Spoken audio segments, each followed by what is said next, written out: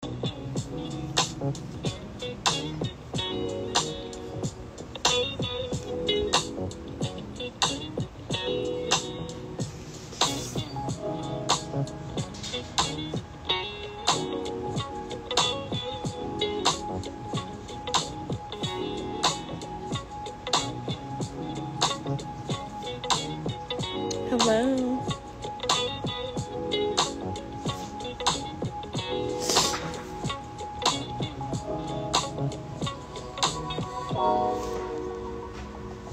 Hello. Happy Tuesday.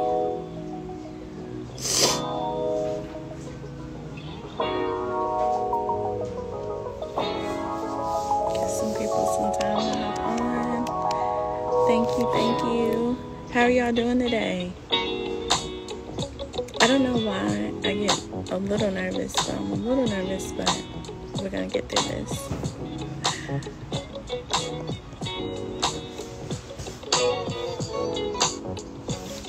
Hello. Alright, I give people another minute and we'll get started.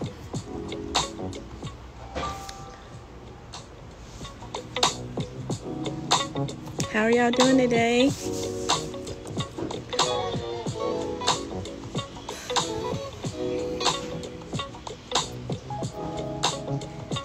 Okay. So, let's see here. Hopefully my music isn't too loud, right? Okay, guys. Thank you so much for joining Real Talk Tuesday, where I'm the host, Joe. So thanks for joining us again.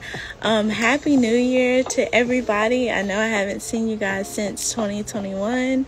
So Happy New Year. Welcome to the show if you're new. Thanks for joining us. If you are a trooper and you've been on the show several times, thank you for coming back. I really appreciate the love and support that you all show me and my team. So thank you. First of all, I want to say how the show started. Again, for people that might, this might be your first time joining the show. So Real Talk Tuesday was birthed from my dad, which it's a coincidence. He's going to be on the show tonight. He gave us a challenge at our church. It was about a situation that happened near my hometown at a school. And he challenged us to get online and to kind of express how we felt. And his hashtags are be real relevant. And so that's how I kind of got my hashtags for this show. And it just birthed Real Talk Tuesday. I actually had a dream about this show. And God just gave me people to put on here. And I've actually had majority of those people on the show already. So I'm just blessed to have this opportunity to share. Real Talk Tuesday is all about shining a light in this dark world. And I want to shine light on people, business, just people in general. So if you have a business and you want to be on the show, please let me know. But this is just not a show for entrepreneurs. If I think that you are a light in this world and you're just an amazing person, then I want you here. This platform is for you. So let's go over some house rules. We're starting the show again. So just to let everybody know, I don't have no discrimination of who you are. Everybody's welcome here on the show. We love everybody. I just want to show my love through through loving people and through my show, through Christ, right? So not all the time, everybody's going to be a Christian or, believe in the things that you might believe. But we're going to show respect to everyone that comes on the show. We do not discriminate here. So no matter what, whoever comes on the show, let's show them love and respect, right? So another thing I want to, give everybody a heads up on, that I am going to do the cozy giveaway drive this year, so be looking out for that. I have a lot of things planned for that. So if you want to donate, please also inbox me, let me know. And if you want to be on the show, again, let me know.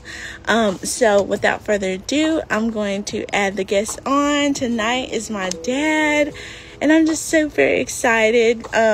He's starting the show with me this year, and this show was birthed because of him. So I'm just blessed that he said yes to my invitation on being the show. So I'm going to add him on now. Let's see. I just invited him on. Hello. What's good, baby girl? How you doing? I'm good, Dad. How are you? Man, I'm good. Good. Are you excited? I feel privileged. It's exciting. Some of the things you just said about the show, I did not know. But man, I'm honored. Yes. Do you remember that challenge that you gave us? I do. Yeah. Wow. It's amazing. Sometimes you know, I've been passionate for a number of years, and you throw a lot of things out, and it's kind of like fishing. You know, every time you throw your line out, you don't catch something, but every now and then you're like, wow, you shock yourself, and I didn't even know that some of those things resonated with you that deeply, and so, and I've watched your show, and I've been like, wow, man, that's amazing. I've been like impressed myself, and I'm like, wow. And to find out that was what sparked it for you, that just blesses my heart. So thank God for that, man. Yes, Dad. So we can just jump in. If you're ready, I'm ready. I'm ready. Okay, so first question to you. Being a leader in our community, what's your best advice for African Americans and how we could better ourselves in our community? Because we know that you love Black history. You know, this month is Black History Month. So that's my first question to you. In the context of Black history, one of the things that I have striven to do, and I hope striven is a word, I'm trying to keep this mindset that Black history for me includes me. And so my mindset is now to make sure that whatever move I make, be responsible and understand that whatever I do in the next 30 seconds past that will be Black history. You know what I'm saying? And so Yeah. I want us to understand what our existence, particularly as African Americans, has cost so many, and just don't cast that off like it's just something light. You know that Right. There were 10.5 million Africans that actually landed here in 1619, and I want to say my numbers may be off a little bit, but I want to say there were like maybe 12.8 million or so that actually left Africa, and the sea took 2 point so many of those. So of those 10.5 that actually got here, over 100 million slaves were produced over the course of the next 400 years. And so, right, just don't minimize that, man. Know that you are here, and if you're here, then God ordained it, and be responsible with that. Yes, love that. So, what does Black history mean to you? Oh my God, man, you got me with the right questions today. Black history is my roots. You know, it makes me go back and appraise myself. It's my pedigree. It's the way I look at myself. When I feel like I'm nothing, I turn around and I look at where I come from, and I think, oh my God, Malcolm, Martin, you know, Garvey, Marvin, you know, Cook, all of these names, Hathaway. It doesn't matter what you look at.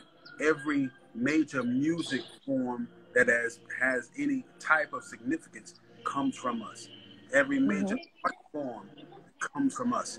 Every major food form comes from us. Some of the things people enjoy the most are actually the dishes that the Africans made So, for me, Black history is just it's a pedigree. I cannot go forward without acknowledging and appreciating the history that's behind me. Yes, I love that. So you said about the music. So I see like with your t-shirts, you have like a hip hop t-shirt. So like where does that love come from, for your love of hip hop? My love of hip hop comes from the fact that I am hip hop. Let's clear that. Okay, let's not get that twisted. I don't want nobody to get that twisted. Before I was a pastor or a gospel rapper, I was a secular rapper, and as you know already, but I had a couple of deals on the table, and I was shopping my demos in New York, in Manhattan. Yes.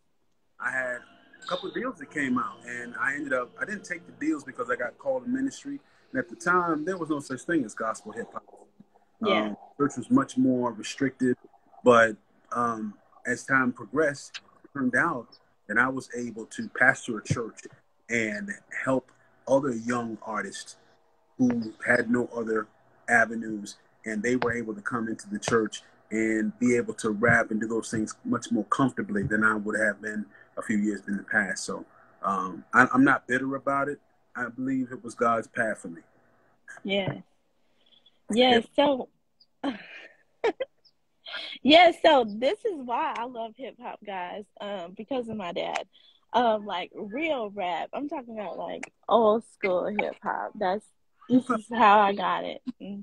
So thanks, Dad, for that. With the focus being on breaking generational curses, sorry, and it having so many different meanings, what generational curses do you feel you've broken in our household and so many others that you've mentored over the years? Well, and some of these are things that you know about me, but other people who are listening might not know. Um, I don't subscribe to that. I think if I broke any generational curse, I broke the curse that there was a generational curse, because from my perspective, if you are a believer, and this is if you choose to believe, um, and understand my perspective, this is not to shut out anybody else's belief system, but if you are a Christian, if Christ became a curse on the cross for you, then you cannot be cursed again. You cannot curse what God has called blessed. So you can't have a generational curse on you. The only thing you can have is learned behavior. Well, you can change behavior. You can change what you learn. You can unlearn and relearn. So if there's anything that I was able to bring to the table as it relates to generational curses, I think the freedom to think and the freedom to move out from under the specter of the devil's got a curse on you, and that's why your daddy used to be a drunk, so that's why you drink. And no. You probably drink because you saw everybody else drinking, and that became your norm. But you can change your norm just by watching somebody else. So Right. don't make the excuse that the reason I do this is because I got this curse on me. Oh man, you can free yourself from those things, Right. And you don't have to have you know, all that to get free from that. You just got to say, look, I think I want to change my life. Exactly. So you've worked with individuals from Africa for years. So what is the most memorable interaction with individuals from that region, and how does it differ from African American people? Oh boy, I went to college, my Bible college. I went to. There were 40 different countries represented at that school, and I'll tell you what. And rightly so, there is just a hunger. It's a different kind of hunger, because these people come from many times nothing, and it is severe poverty. When I got an opportunity to go to Africa, I went to Nigeria just this last year. Whoop, whoop. There was there are children that just they wake up in the morning and they go and they stand in the road and they beg for alms. Those that are not affluent enough to go to school because they can't afford uniforms and things like that, they just beg all day and in hopes that they'll get enough money for dinner that night. And Right. there's just a different kind of hunger, because they have to grind for everything, and I mean, and we, not to take anything away from our grind, but again, when I say I'm African American and I look at what the Africans have to deal with, I guess I want to take even this privilege that I have, and I want to say, look, I'm going to go after everything that I can to the best of my ability, man. And I use them. I use them, you know, and I try to influence them as well. But I use their drive and their hunger to push myself to be better. Yes. So many could have argued that African American citizens lack history and long for a place of belonging. Do you feel it would be beneficial for us to have our own flag and no longer emphasize in the history that was stolen from us, but the history we've created in America? I think having our own flag could be something beneficial. But the thing is, there is an African American flag actually already. The thing is, who stand under it? You know, a banner is only as strong as under it. And so, if people are willing to commit and willing to, and understand this too, I'm not suggesting that having an African American flag diminishes the fact that I can stand under the American flag, because please, let's be clear. There is no American flag without the African American, because you got 400 years of free labor. Free labor. Mm-hmm. Okay, let's talk about that for a minute when you're going to talk about an economy. 400 years of 100 million people working from can't see to can't see, sun up to sundown, for nothing. Nothing. And you don't pay no benefits. You don't pay dental. You don't pay health. You don't pay none of that for nothing. And if we buck the system, we get beat or worse. So, man, I got caught up. What's the question again? No, it's fine. Hold on, one thing. So the question was, many could argue that African American citizens lack history and long for a place of belonging. Do you feel it would be beneficial for us to have our own flag and no longer emphasize in history that was stolen from us, but the history we've created in America? Yeah. I think the history that we have created here in America is significant, but it still, for me, it always left a blank, you know? Yeah. And it had me feeling like, almost like growing up without a father, you know? And I grew up in a house where I know who my father is, but I wanted to trace my history. And this is where my journey started. I was always in a predominantly white school coming up, you know? And even when it wasn't a predominantly white school, because I was a little accelerated, I would be in a predominantly white class. And so the thing that happened for me, man, I would be sitting there listening to people talking about how, you know, my grandmother, she's half Irish and half Polish, and my grandfather, he's from Germany, and, you know, and this and other. I'm sitting there thinking, you know, well, who am I? Yeah. And I started trying to trace my history, but I could only go so far back. And my last name is Moten, but, you know, there's nobody named Moten in Africa. So where does that come from? It has to come from a slave master.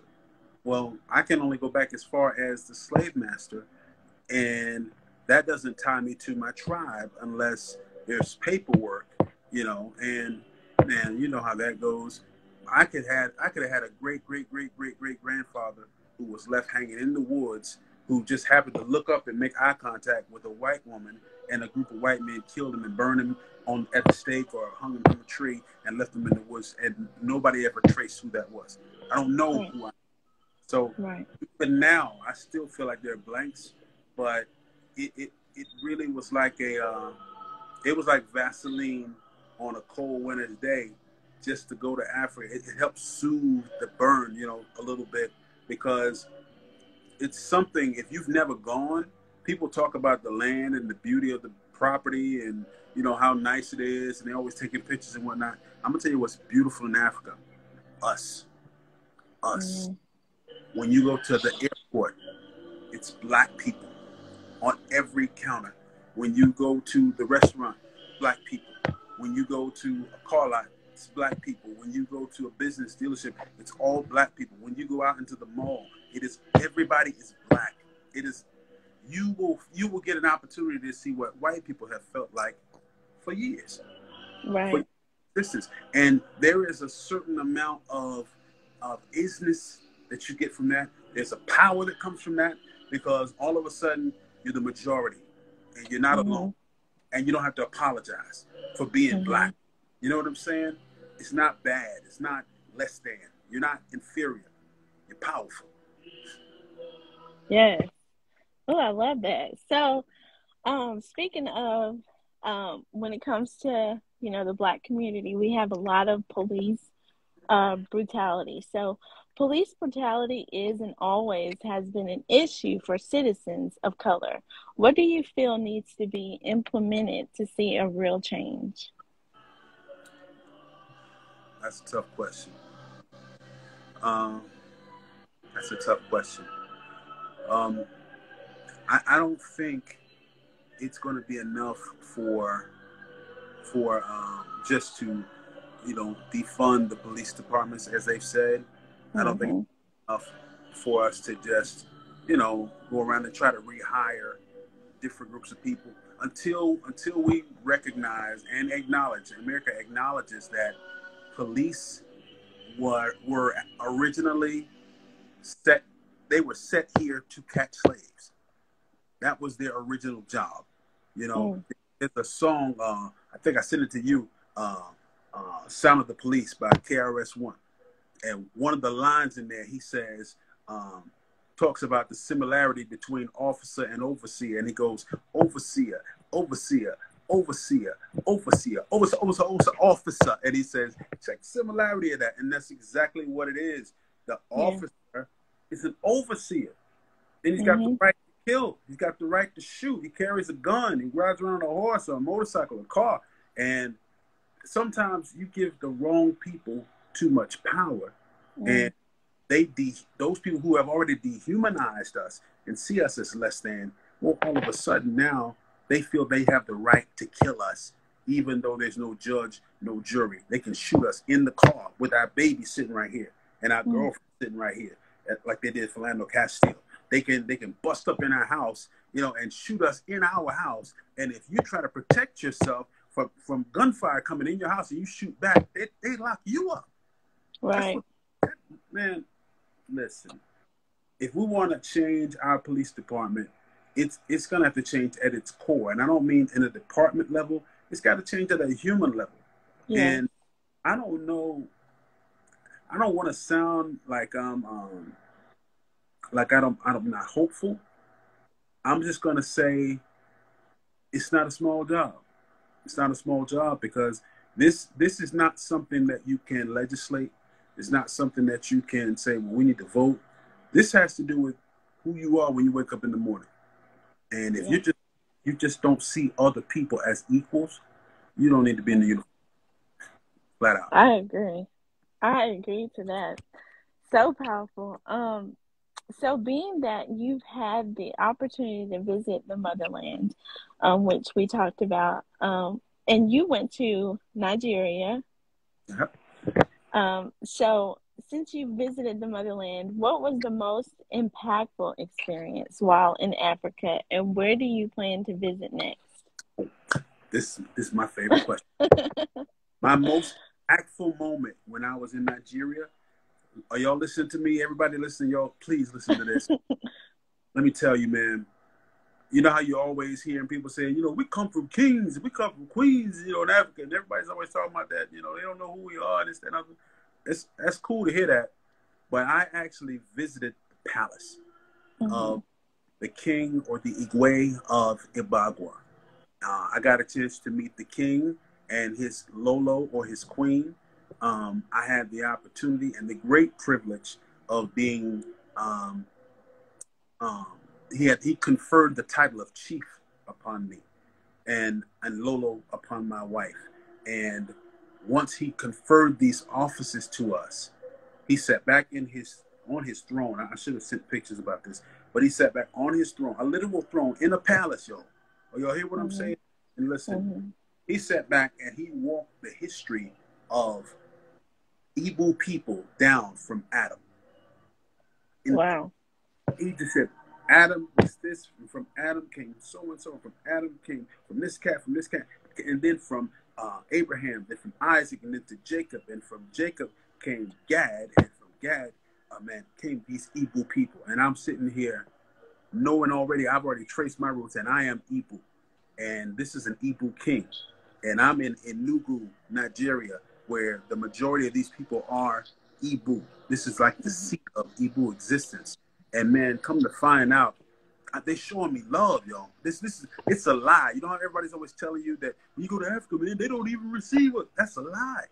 That's a lie. But if you out here running up on, you know, some hostile tribe, no, they ain't gonna receive you. But there are areas where you can go, and they are receptive to. As a matter of fact, man, while I was there, I was received so well, and I preached there for 2 weeks. Man, they invited me to preach a conference for a week. I was invited to lecture at a college. I lectured at a secondary school. I did a television spot, a radio spot, and on top of all this, when I went to see the king, one of his commissioners gave me a piece of property there in Ibakwa on our ancestral land. And I was given another piece of property on a college campus that is presently being built. And so when you ask me where I plan to go next, I'm going right back to Enugu, because I'm going to develop that property, and that property is going to become a place where I can go when I want to go back home, and it will pass to you and your brother and your children, and it will be in our family forever and ever, because we have land at our home. And if things get out of hand here, we bounce it. We out. You understand what I'm saying? Look, I'm American, and I want what's ours, but I'm not going to keep begging for what we're supposed to already have. You know what I'm saying? Yeah. At some point, you know, I believe things are changing, but if things flip the other way and these people get too far out of pocket, I'm out. I'm just telling you, man, because, and anybody that would say, I don't know if I want to go, it's only because you haven't been. Yeah. If you ever go, I'm telling you, they treat you like royalty. They're our people. They love us. And I want you to hear me when I say this, y'all. Because this is for every person who might be of the lighter hue, who is always fearing that we as a people are going to try to do to the white race what the historical white race has done to us. It's been, and this is, I'm repeating what Cat Williams said. It's been almost 500 years, and we haven't snapped on y'all yet. It's not in us. That's not who we are. That's who those ancestors were. And I'm not here to point a finger. History says it. But I'm telling you, that is not who we are as a people, man. We love each other. We care about humanity. And we're not trying to be superior over anybody. We just want what's ours. Yes. We got 2 more questions and we are done, Dad. So what are some ways people in our community can be of service in the ongoing fight for equality? Hey, man, organize. Be a part. If you're in churches, be a part of your churches and challenge your churches to do more than just talk about the afterlife. Because we got challenge your churches to talk about school systems. Challenge them to talk about legislation. Challenge them to go out and vote. Challenge your churches to become town halls where, like in the spirit of Dr. King and Malcolm, challenge them to make their churches a place where everybody can come, not just the members of that church. Everybody, yes. You know, make it a place, and don't force people to join just to get them to come be a part of what you're doing. It's a community. It's amazing how many churches have communion, and they ain't doing nothing for the community, you know? Yes. So, man, challenge everybody to be a part. Cook free food. Do whatever it takes, man, because it's not something that a few folks are going to be able to do. Think about how we've been doing this. Can I drop this one little nugget? I looked at a picture the other day of the 396th Regiment. It was a black regiment of soldiers. They were known as the Harlem Hellfighters. And they were coming back to New York City from Germany. I looked at the picture, and it said on the picture, this is them coming back into port. And this was in 1919. And I was like, oh my God, man. These soldiers were coming back into port in 1919. And I'm thinking to myself, the first African stepped on American soil in 1619. Yeah. We had already been here for 300 years, man. 300 years. Meanwhile, well, I'm not going to get at the other side. I'm just going to keep it right. No. Because I'm not here to bash white people. But you need to know the history. You know, the whole 300 years while we were working fields and stuff, they were giving out property to each other for free. That's why they own everything. That's why these 13 families run so much. That's why there were white people in every political office for so long. And right now, we just now saw a black president. Just now. Mm-hmm. And I saw how much power he had, right? You know, right. We just now had a female vice president. I've heard more from Michelle Obama than I've heard from her. You understand what I'm saying? So this is just being real, man. This country has a long way to go. And believe it or not, I believe that there's some new people coming along who have different perspectives on things. But literally, there's a lot of stuff that has to die out first. It's just going to die out. Some of these people are going to have to just die out because I just don't see them giving up power like that. You know, they're not going to give it up. They don't know how to live like that. You know, if you take some of these people out of positions of power and affluence, they jump out of buildings. They wouldn't know what to do. They don't know. Like, see, they ain't never had to, they ain't never had to build a fire when the power was off. Mm-hmm. They ain't never had to figure out what they was going to do. They ain't never had to boil no water. You know what I'm saying? When the hot water went out, whatever. They ain't never had to do that. They ain't never had to sit around and just eat some strange meal that you put together just to get full. They don't know nothing about that. And so they lose their minds when it comes down to that. But we soldiers out here, man. That's what we do. We know how to survive. We know how to survive. Yeah. I done been around folks that eat ketchup with spaghetti. You know? I came up around some island cats, man. College years. Wait, you went out.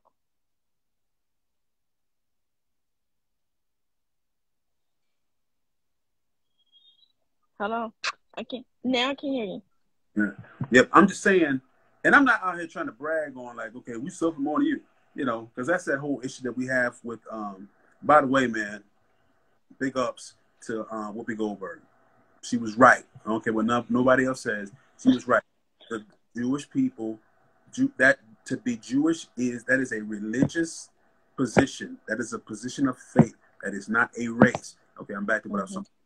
Anyway, just saying, we just man, we've got to look at ourselves and see ourselves as something to be valued, you know, and nobody else is going to value that if we don't value ourselves, man. So that's my take. Right. So last question, Dad. So will you let us know the meaning behind your shirts and how they can be purchased? Yes, indeed. The meaning behind my shirts, why I start Productions, is it's like a conglomerate of everything that I put out, from music to my writings to my merchandise. And so my shirts are intended to be a snapshot of Black history and an opportunity for you to become a billboard for to educate and to inspire. And so what I try to do is I'll take a shirt and I'll put a picture of a giant in African American history. I'll put their name, I'll put what they did, and on the back I'll put a quote. And so some of them, you know, don't have anything on the backs. You can get one with just a picture on the front and what they did. But I like the ones that have the quotes on the back because you get a chance to kind of hear their words, you know, and see what they're really about. And I'm not just looking at, you know, distant Black history. So it's not like I'm just going back to Frederick Douglass and those people. I'm looking at recent Black history because we've got recent Black history. I mean, we got the first rapper who became a billionaire, you know. You gotta recognize that, you know, and it's nothing wrong with us celebrating Jay-Z and Beyonce. We don't have to wait for 100 years to pass to celebrate us. You know what I'm saying? The only reason, look, there would have been a parade for Frederick Douglass if he wasn't just a freed slave who was brilliant at the time. We're just now hearing about him and just now celebrating him. But he should have been celebrated that day. But you know what? He was surrounded by people who were not of the same race. Why aren't we celebrating each other? We hate on each other. We get funny and all that kind of stuff. Man, we got to be better than that. We got to be better than that. Like this show, man, this is a wonderful show. Now I can look at this show and I can say, man, you know what? I think what I'm gonna do is I'm gonna go do Real Talk Wednesday. Don't do that. Be bigger than that. Be original. Look inside yourself. Don't go looking at the window hanging on your wall, which is your television. Don't go looking out that window. If you want to find yourself, open your glass. Open the glass and look out the real window and connect with your creator and find out what it is that you're supposed to be doing. Because originality, man, that's what it's all about. That's what hip-hop was about, man. Yeah. We say music, back then we used to say music, man, that was deaf. That was deaf. And that meant it was definitive. That means you were the only person that had ever done it. You know, sometimes you turn on the radio now, it sounds like one long song. I'm just saying, you don't know when one ends, another one begins. But back in the day, you'd be like, oh, that's Cool J. Oh, that's KRS. Oh, Kim. Now you don't know who it is, you know. But I'm just saying. Oh, that's No Flesh, by the way. Yeah. Yes. So, Dad, normally I have my Red Bull, but I don't have a Red Bull. So, because this is Black History Month, what I want to do is I want to give the platform to you to tell us who is like the most, I guess, inspirational person when it comes to Black history to you, and why. Mine is a hybrid, if I can be allowed to. Yeah, the floor is yours. And as a matter of fact, one of my shirts says 50% Martin, 50% Malcolm, 100% real. And I'm a proponent of Dr. King, a student of Dr. King, because he was a prophet to us. He taught us what it meant to love. He said it one time, man, I've been hit with so many rocks, man, I don't even know what it feels like anymore. You know what I'm saying? Yeah. He was built to take what the average person could not take. And I mean, he was just set to accomplish what God had given him to accomplish. And for a man to have a PhD by the age of 26, without Microsoft Word, without a computer, without the internet, just one of those typewriters, and this is that. Right. No correction tape, no whiteout. You just got to start over. That is absolutely amazing. And then for him to be dead at the age of 39, that's only 13 years from getting his PhD. And so we always talk about what Dr. King did, like Dr. King lived 100 years. He was only Dr. King for 13 years, and he changed the world. Mm-hmm. That is amazing to me. And I just love the fact he was in the South, so he had that Southern perspective. There were just certain things you could not do in the South and live very long. But on in the North, up in Chicago, at Temple number 7, you got Malcolm X, man. Man, listen. Malcolm X, another prophet to us. Yeah. Genius. Yeah. A genius. Yeah. He lectures at Oxford. I mean, the dude, when he speaks, it's like electricity. He speaks to and reminds you that you're human. Yeah. It's like he had to snap us out of being bent over, And when he spoke, man, if you go listen to Malcolm X speak, it's still relevant. The things he was saying then about law enforcement, the things he was saying then about them sicking dogs on us, the things he was saying then about, listen, I tell you what. He says, listen, if you draw your guns on us, we're going to draw our guns on you. When you put your guns away, we'll put our guns away. And then the Christian, this is how we think. We're thinking like, well, that's wrong. No, let's be careful. We don't want to, Malcolm, let's not do that. The Bible teaches us to protect our families. Yeah. It teaches us I'm going to protect my children. That would be you. That would be your brother. That would be my wife. You know, and I'm a Christian. I've been pastoring for going 26 years. And I know a lot of people might have a problem with that. They're just going to have a problem. But don't run up on me, because it's going to be I'm telling you straight up right now. I'm going to thank God that he gave me the swiftness of mind to bust that cap straight up. I haven't. I'm not. And I'm not going like that. You're not going to make me believe that you deserve to be alive and I'll just die. You know, and that stuff Jesus said we'd have to say. Don't give me that, because my life is not salvific. Me dying is not going to save anybody's soul, but it will cause my wife to wonder how she's going to take care of herself, and how's it going to affect my son? How's it going to affect my daughter? You don't run up on me like that now, man. We're going to have a problem, trust me. So I'm just saying, those two people, I like them both because I find myself in that hybrid space, because I believe that both of them could have compromised a little and maintained who they were, and I could have had that. I really wish there was a statue of Malcolm right beside Martin in Washington. Yeah. That's what I really wish. But let me tell you this.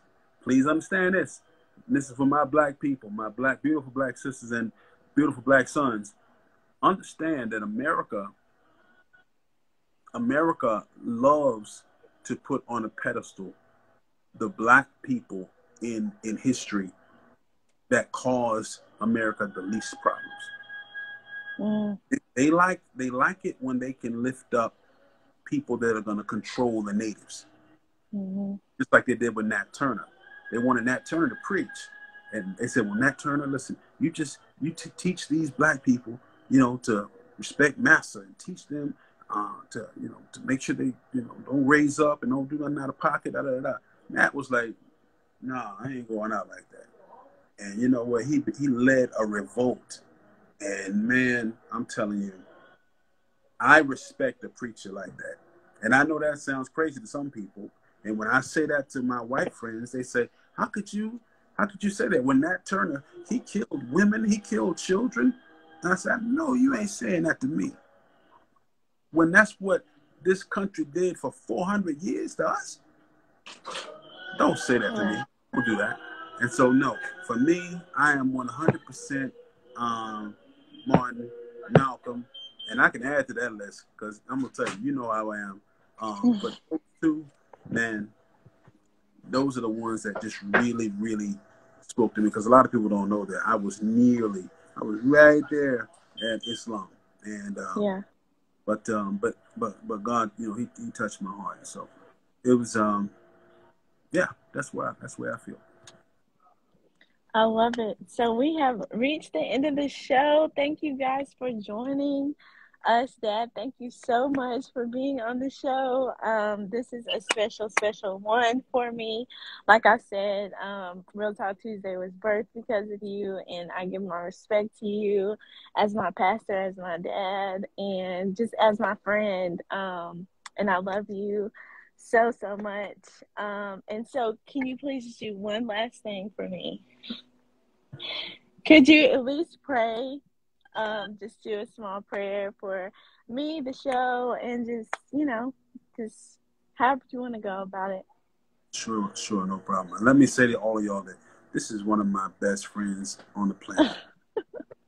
Me and this young, we've been through some stuff together, but man, that smile right there and those beautiful eyes, man.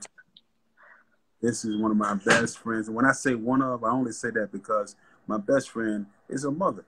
And past her, though, it's JoJo and Caleb all the way. And I just thank God for her. And she has become a soldier. She has become a spokesperson and a revolutionary, and done those things while being a powerful young black woman. And I'm proud of you. I'm proud, and I salute you in front of this audience, and I bless you, and I bless your show for the rest of this year and the rest of your days. So let me pray for you real quickly. All right. Father, I thank you right now for this time. Thank you for this wonderful host. Thank you, God, for her vision. Thank you for her passion. Thank you, God, for even the things that she's prayed about, and she's sought you, and you just held them back for just a little bit because you just wanted her to just come in and dig in just a little bit further. And Father, I thank you. And I know that when time is right, you're going to reveal even those things. Thank you for each of our listeners. And I pray for all of them. And I pray that this subject matter that went out tonight did not fall on deaf ears. I pray that this show will continue to bless our community, not just our local community, but the cyber community worldwide. Thank you, Father. We give you praise. In Christ's name we pray. Amen. Amen. Thank you guys, and I'll be back in 2 weeks with the next guest. Dad, again, thank you so much, and Happy New Year to everybody. And this is a great show. So guys, please tag, share, let people hear, because this is a great show. So thanks, Dad. You're welcome, baby girl. All right, you guys have a good night. Bye, y'all. Bye-bye.